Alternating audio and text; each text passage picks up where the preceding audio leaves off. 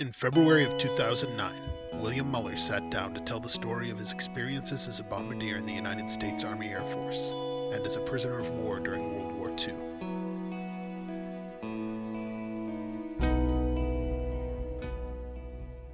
I was born in Louisville, Kentucky, in June 11th, 1917. I can remember my dad was working and doing real well. He worked in building, he was a stone cutter and stone setter. Back in those days before the crash or the depression, he worked and made good money, but then he went for many years without working, actually.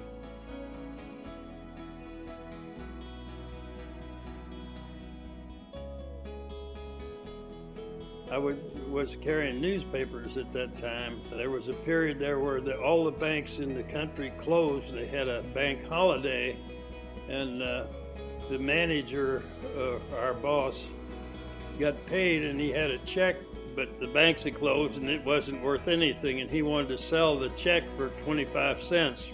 It was probably for a couple of $100, which back then was a lot of money. Like I say, my dad worked in building. He made good money, and they had built a house.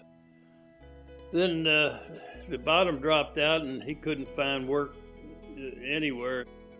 We were about to lose the house. They couldn't make the payments on it. When Roosevelt was elected, the Congress made the Federal Housing Administration. They changed the loan so that you had very little payment on it and extended the loan, and it ended up where they actually ended up owning the house and got through that period. They started all these programs like WWII and FHA, and all of that stuff was started back in those days. A lot of people didn't like that program at the head, but it saved a lot of people. I remember one Christmas we were the recipient of a great big food basket. Normally we gave food to people, through the church and so on, but I remember it had a big turkey on there, and we really thought that was great. But and it didn't hurt our pride to accept that, So, but that was rough going back then. I got out of high school in 1935.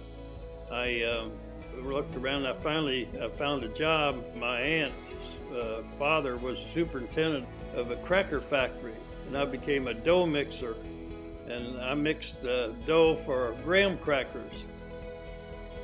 At that cracker factory, there was some good-looking girls who worked in there.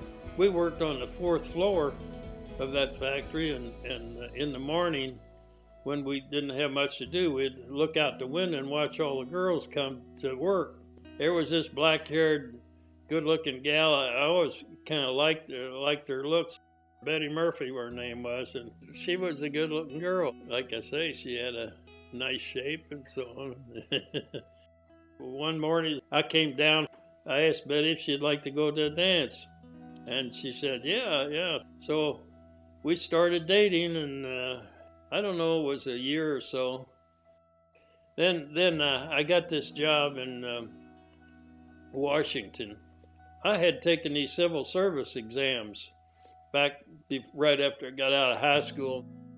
I remember when I went to her house, we had a date, and I told her, well, I got this job, I'm going to be going to Washington. And I remember that she actually cried a little bit. I didn't know she cared that much about me, see. So I was up there actually 2 years. I really enjoyed that, working in the Census Bureau. I was there until I got drafted. President Roosevelt, they had to start the draft, they had a big bowl, and everybody, young guys, had if you were a certain age, you had a capsule with your number in it, and they mixed the bowl up, and he pulled out a few numbers, and they were the ones to be drafted. It was before the war had started. England and Germany had gone to war, so they knew America was going to get into it eventually. I was drafted in June of '41. You were drafted for a year. I liked outdoors and all that. I thought, well, I'll like the Army, all right. I hated the damn infantry, but I lucked out. They had me classified as a file clerk because I had worked in Washington as a file clerk and so on. They were just assembling these divisions and so on. That particular outfit, the first sergeant hadn't kept the Army regulations up to date, and they were all in a box and weren't filed and all this. And he said that if you come in here and put these things in binders and so on, he says, you won't have to do any marching or anything. Boy, I thought that was a good deal, so I did. I had made 6 months when December the 7th came, when we actually got into war. I had 6 months, but I was thinking, well, gee, 6 more months and I'll get out. Well, the Pearl Harbor, that was it. You were in forever there.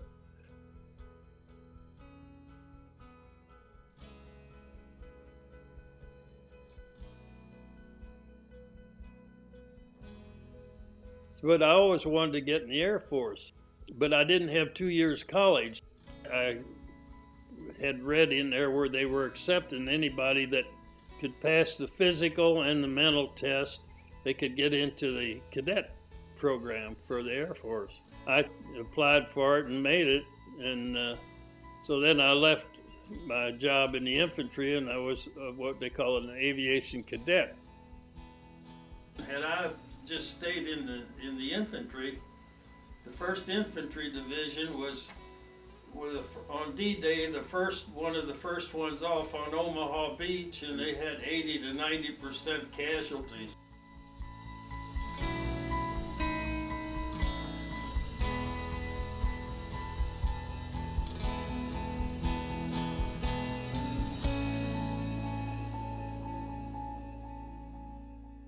The way they trained back then, you had 3 different groups. In primary training, you learned a small plane, they call it a PT-19A. I soloed and flew, and I had 30 hours of flying time. And on the final test, I flew, and this guy said that he didn't think I'd make a pilot. And then I had to start all over again. I had the choice of being a bombardier or a navigator. Okay, I decided I'd be a bombardier because I wasn't real sharp on math. I didn't want to be a navigator, so there was a lot of math with navigation. So anyway, I got into bombardier training, and I got to be a bombardier, 2nd lieutenant, and I really enjoyed it. It was a good deal. Bill was sent to Gowan Army Air Force Base in Idaho, where he became a bombing instructor. Now, they had 2 kinds of bomb sites in the Air Force then. Norden, which was a famous one, and they had a Sperry site. But I had been trained on both of them, so I became an instructor. I really had the world by the butt then. Bill was soon added to an active crew and shipped out for Europe. I ended up in the 15th Air Force. We flew from Italy to over into the Balkans and up into southern Germany and so on. And I flew on 27 missions and before we got shot down. We needed 50. And in England, if you were in the 8th Air Force, they flew over Germany all the time, and they really got knocked out. And so they flew 25 missions. And if you made the 25 missions, then you would go back to the United States and you wouldn't be in combat anymore.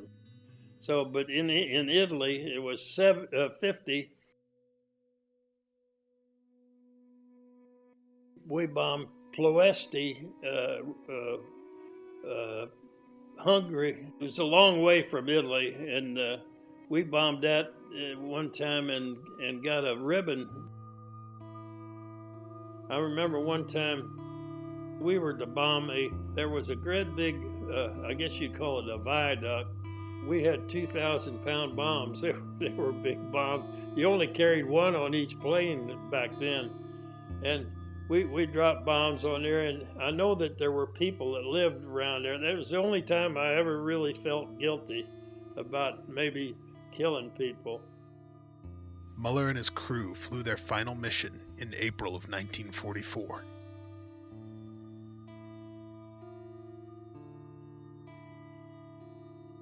When we flew, there was a lot of flak. I mean, you could see it ahead as you were flying into the target, and it looked like you could almost walk on it. These bursts of the shells made the black smoke like and so on.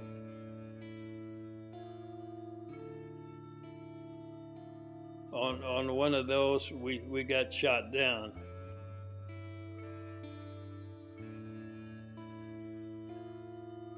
The plane had 10 people on it, the pilot and co-pilot, navigator and gunners. And the bombardier, we were in the very nose of the plane. When we got hit, the plane caught on fire and there wasn't anything that we could do. I got hit at the time when it hit. It knocked me back across the plane, but I checked myself and my leg wasn't broken, so I knew I'll just attend to that later. One of the engines, I saw it just get blown off the wing. So I got the nose gunner, got him out of the turret, and we put our parachutes on and we bailed out through the nose wheel door. They were the only members of the crew that survived. I can remember jumping out and seeing the plane just slip away, and it was really a pleasant thing. It was so quiet.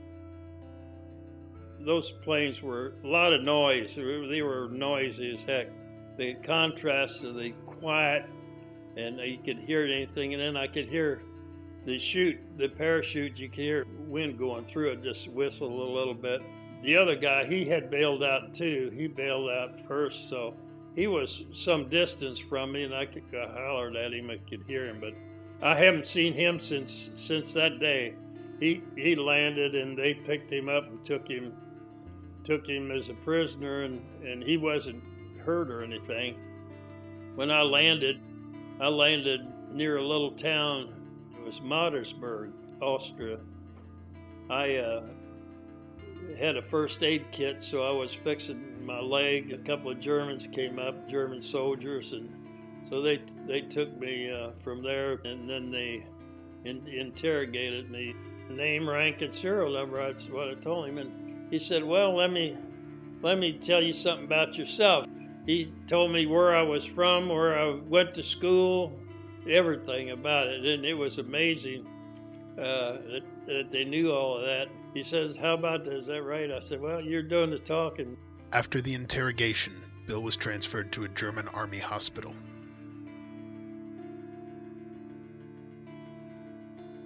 In that hospital, when I got in there, the doctor, he asked me, what happened and did you bleed much? I thought, man, we were going to get manhandled, but the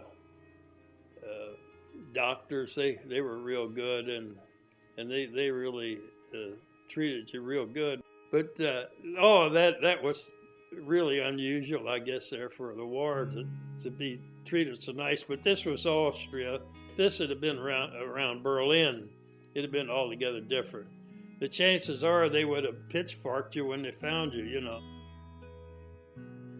After 2 months in the hospital, Muller was transferred to a camp for captured airmen near Barth.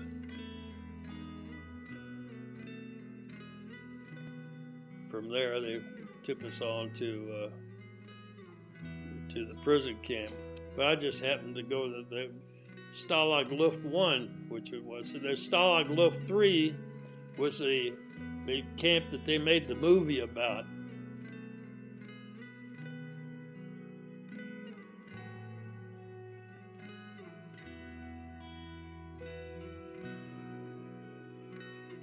They had one-story buildings, and they had about 16 rooms in them. And they had 16 guys in the room, is the way it was. And they had bunks 3 high, and the mattress was a sack and had straw in it. Potatoes, they usually, what they did, they dump a load out in the yard there. We had a little stove. They didn't have it was like charcoal. It was a briquette. You only got so many for a room. You could only have a fire about once or twice. The bread, the German bread, it was real heavy and sour. It tasted real sour. When I first tasted it, I thought, oh, it's terrible. But it got so you really liked it, you know. And during the day, you would walk around the compound. I mean, and we would walk around. You have your buddy, you know, and you talk about, well, what are you gonna do when the war is over? Each barracks had a news officer, and they got some little radios, and we would get news from BBC, and they actually printed the news of the day and so on, so we knew what was going on. The prisoners could send and receive letters, but the mail service was far from regular.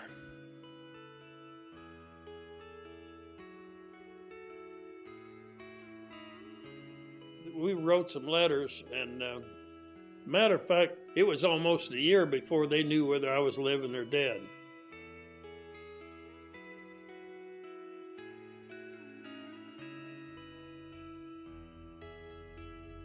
Although Bill wrote letters throughout the fall and winter of 1944, his family wouldn't receive word of his safety until February 1945, thanks to a note from a fellow prisoner who had been released.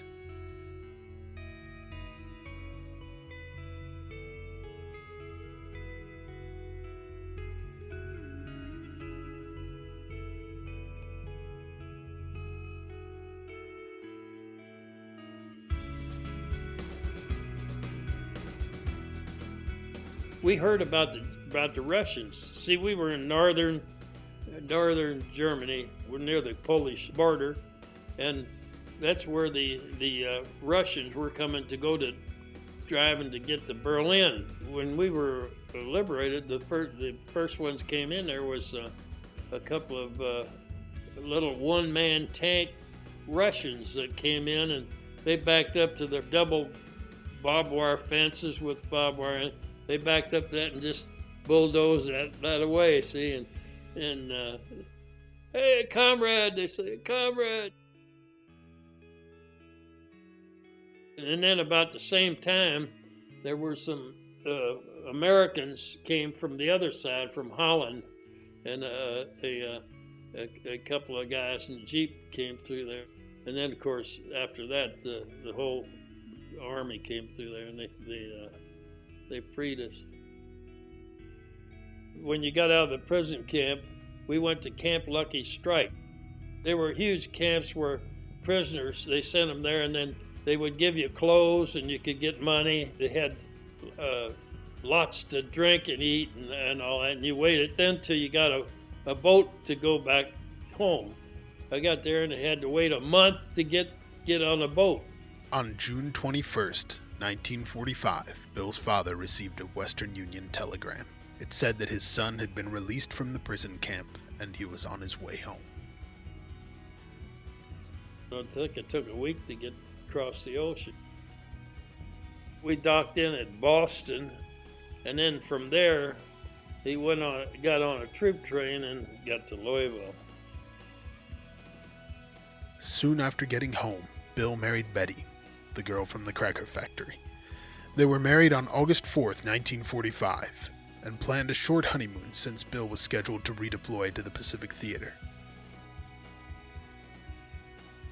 During the honeymoon, the atomic bombs dropped on Japan, and the war ended.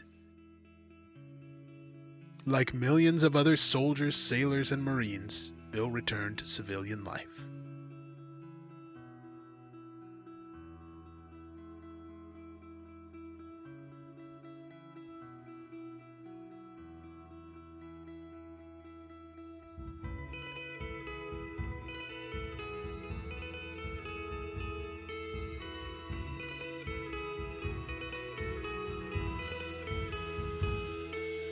I was in the groin here, that black hip, and I got a big scar there. It tore the front of my fly out, and I told my kids, I said, you don't know how close you come to being your name Smith. It just missed my business there.